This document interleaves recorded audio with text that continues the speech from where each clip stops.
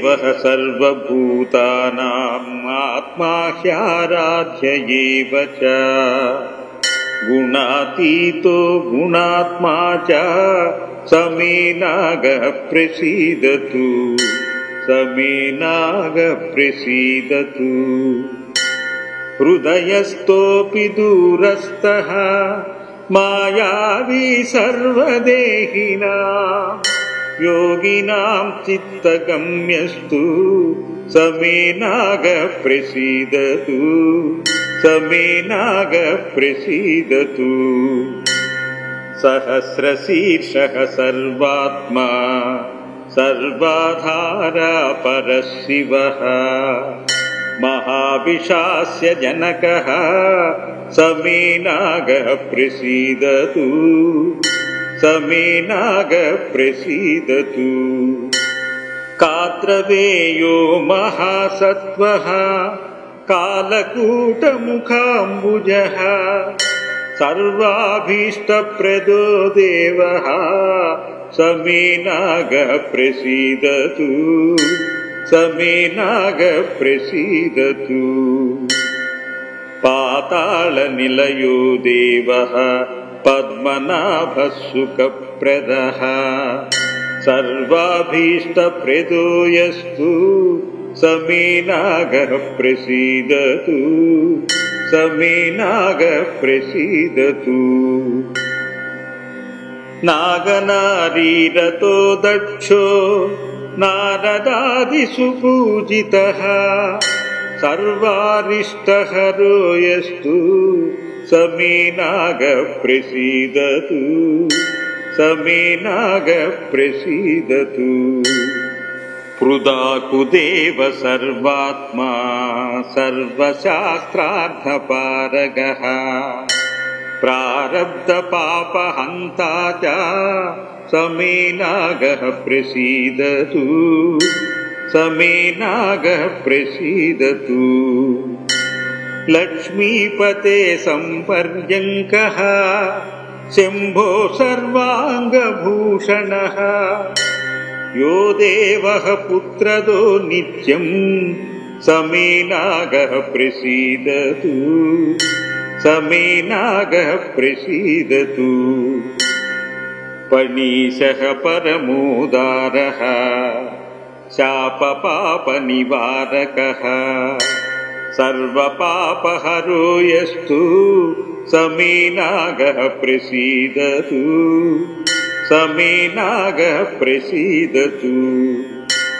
सर्वमङ्गलदो नित्यं सुखदो भुजगेश्वरः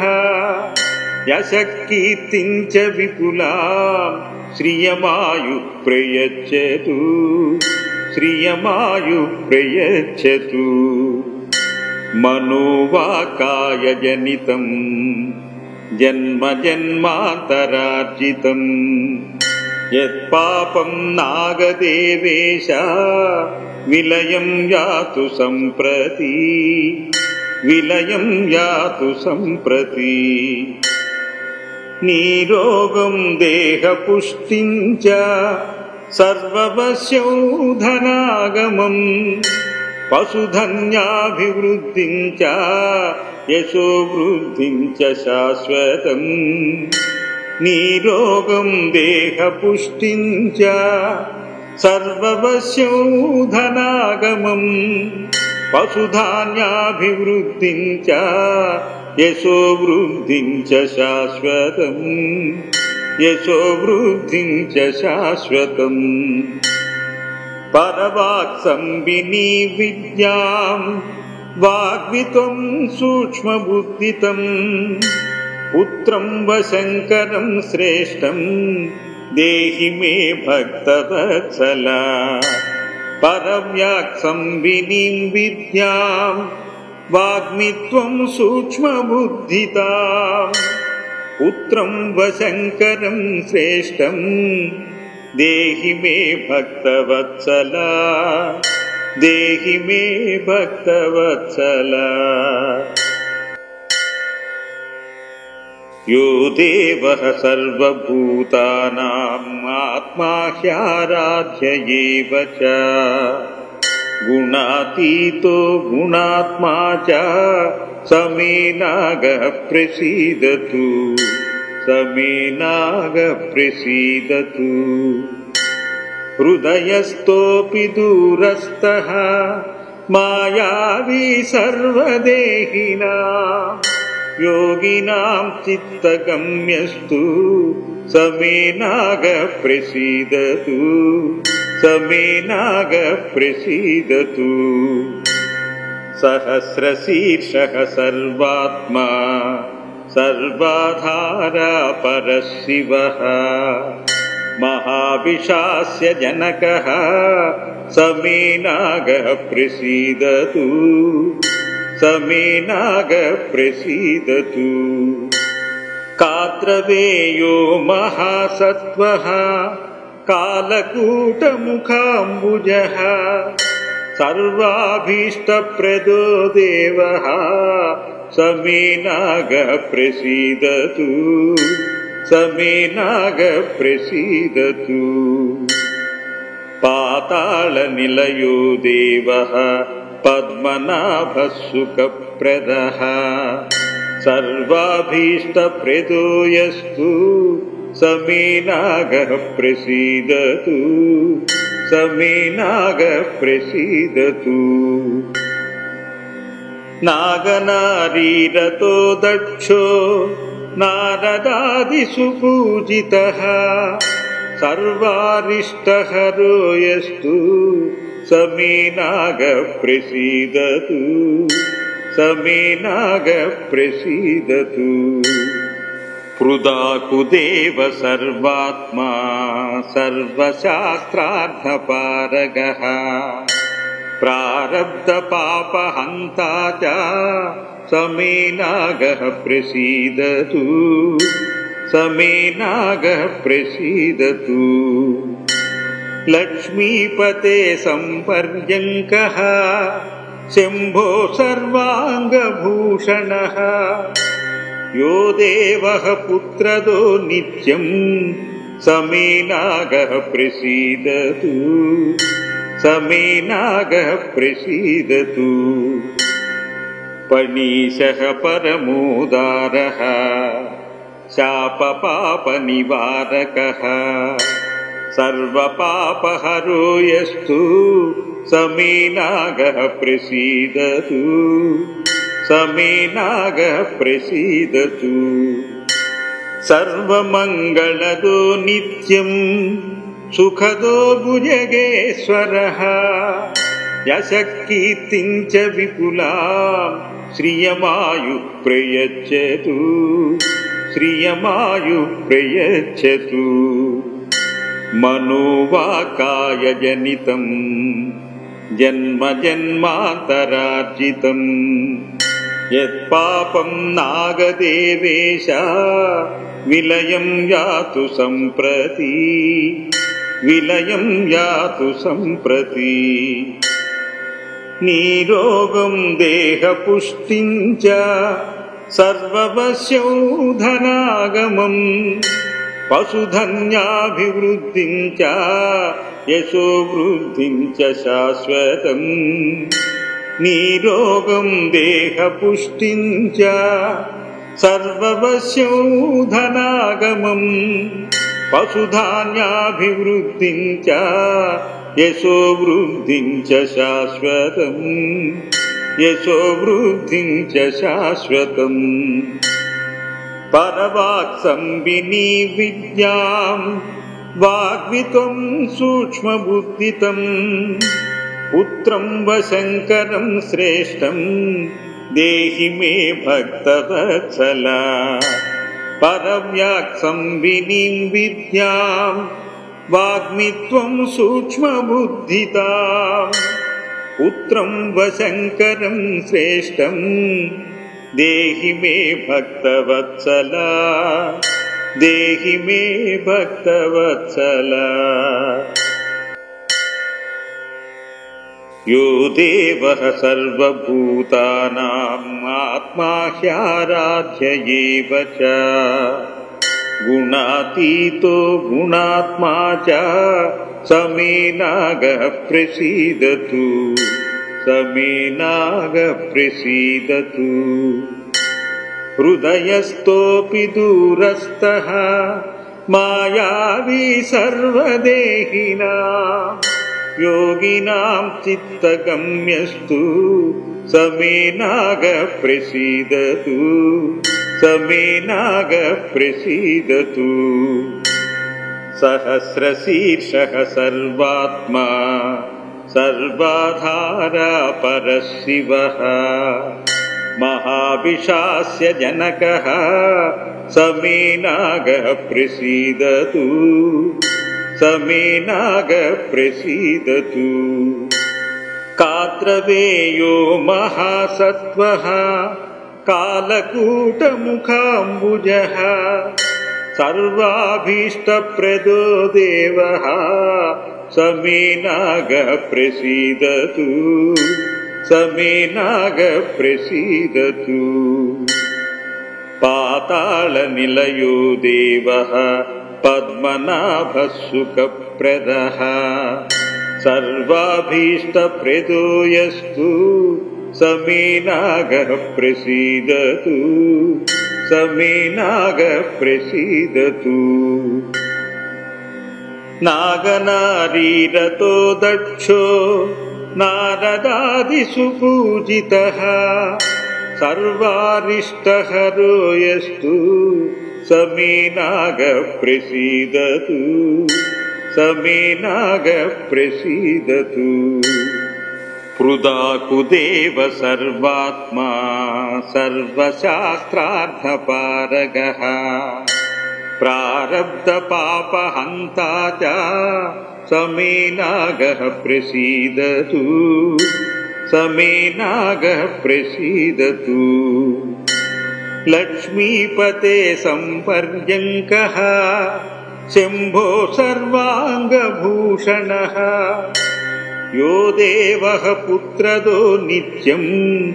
समे नागः प्रसीदतु समे नागः प्रसीदतु पणीशः परमोदारः शापपापनिवारकः सर्वपापहरो यस्तु समे नागः प्रसीदतु समे नागः प्रसीदतु सर्वमङ्गलदो नित्यं सुखदो भुजगेश्वरः यशकीर्तिं च विपुलां श्रियमायुः प्रयच्छतु श्रियमायुः प्रयच्छतु मनोवाकायजनितं जन्म जन्मान्तरार्जितं यत्पापं नागदेवेश विलयं यातु सम्प्रति विलयं यातु सम्प्रति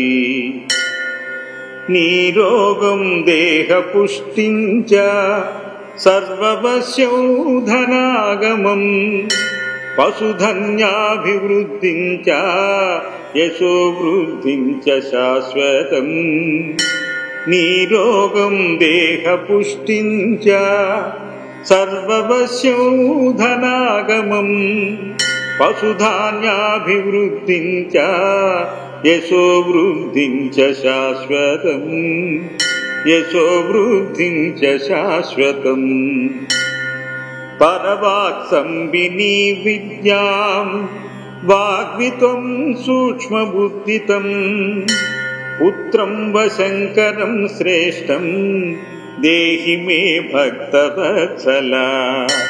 परव्याक्संविनीं विद्यां वाग्मित्वं सूक्ष्मबुद्धितां पुत्रं वशङ्करं श्रेष्ठं देहि मे भक्तवत्सला देहि मे भक्तवत्सला यो देवः सर्वभूतानाम् आत्मा ह्याराध्य एव च गुणातीतो गुणात्मा च समे नागः प्रसीदतु समे नागः प्रसीदतु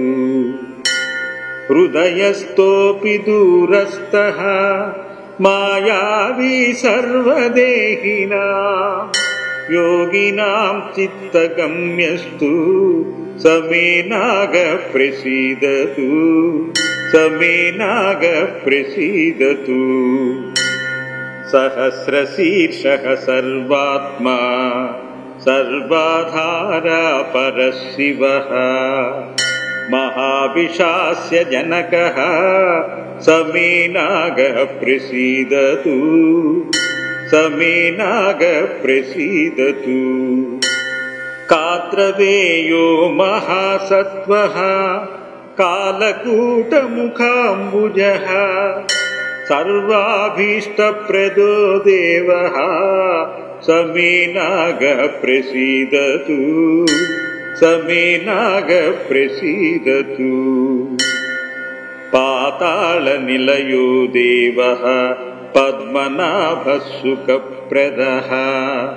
सर्वाभीष्टप्रदो यस्तु समे नागः प्रसीदतु समे नागः प्रसीदतु नागनारीरतो दक्षो नारदादिषु पूजितः सर्वारिष्टहरो यस्तु समे नागः प्रसीदतु समे नागः प्रसीदतु पृदाकुदेव सर्वात्मा सर्वशास्त्रार्थपारगः प्रारब्धपापहन्ता च समे नागः प्रसीदतु समे नागः प्रसीदतु लक्ष्मीपते सम्पर्यङ्कः शम्भो सर्वाङ्गभूषणः